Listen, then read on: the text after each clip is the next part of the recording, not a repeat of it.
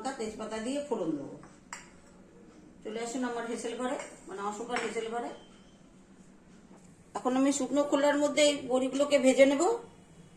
তাহলে বড়িগুলো যদি আমি এইভাবে ভেজে নিই তাহলে লাউয়ের সেন্ট হবে, খুব ভালো লাগবে খেতে। তেল দিয়ে ভাজলে সেন্টটা চলে যায়। আজকাল তো বুঝতেই পারছেন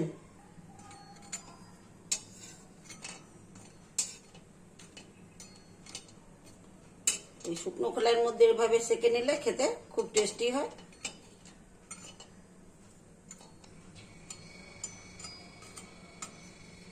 বাজার এই গরম কড়াইয়ের মধ্যে আমি এখন তেল দিয়ে দিচ্ছি, লাউ ছাড়বো। একটা শুকনো লঙ্কা দিয়ে দিলাম, দুটো তেজপাতা আর কালো জিরা। এবার আমি লাউগুলো ছেড়ে দিচ্ছি।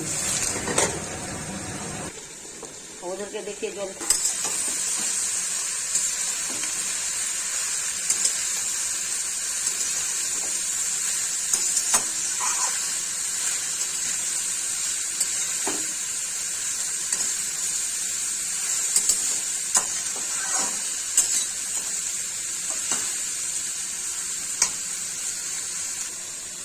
চামচ লবণ দিয়ে দিলাম, যতটা লাগবে পরিমাণ মতো হলুদ দিয়ে দিলাম।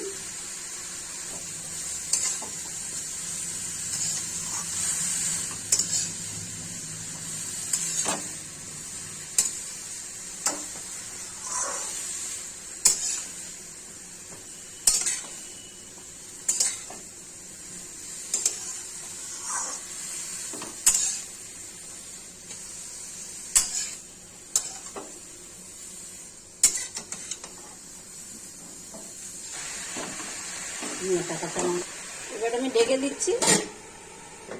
এবার আমি ঢাকনাটা তুলে দেখাচ্ছি। দেখেন কতগুলি লাউয়ে জল উঠেছে।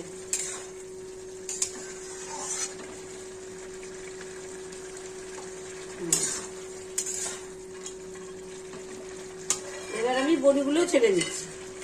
সেদ্ধ হয়ে যাবে যখন নিজেই ভেঙে যাবে।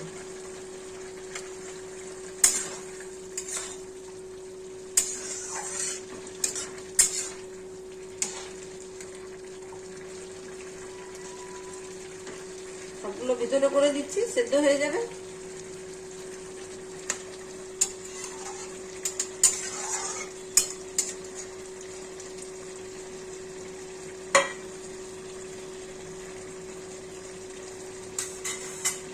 সাথে কাঁচা লঙ্কাগুলো ছেড়ে দিলাম, 4টে।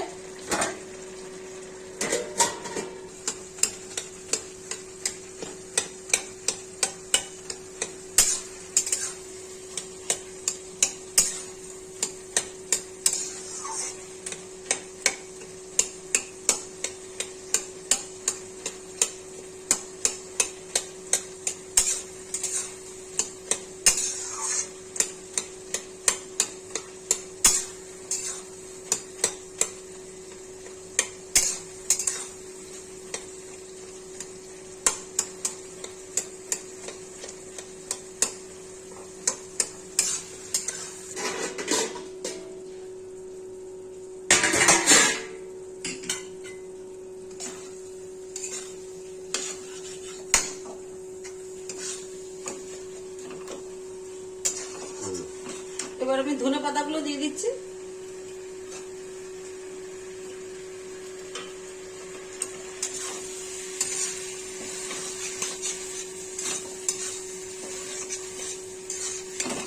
খুব সুন্দর করে লাউ সেদ্ধ হয়ে গেছে, একদম কচি লাউ ছিল তো, একদম টাটকা।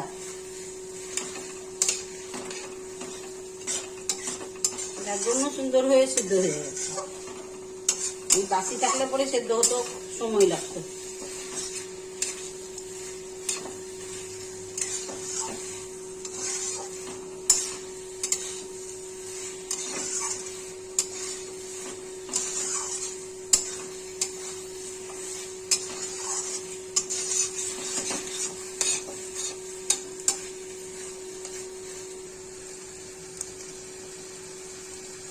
লাউ রান্না করা হয়ে গেছে, আমি এখন নামিয়ে দেবো।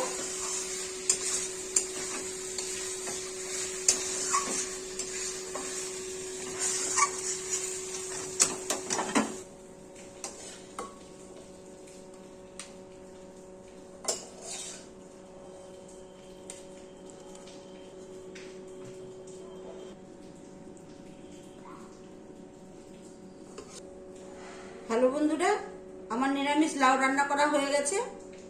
ওই যে বড়ি দিলাম আর কাঁচা লঙ্কা, কালো জিরা এই দিয়ে রান্না করলাম, সাথে একটু মিষ্টি দিয়েছি।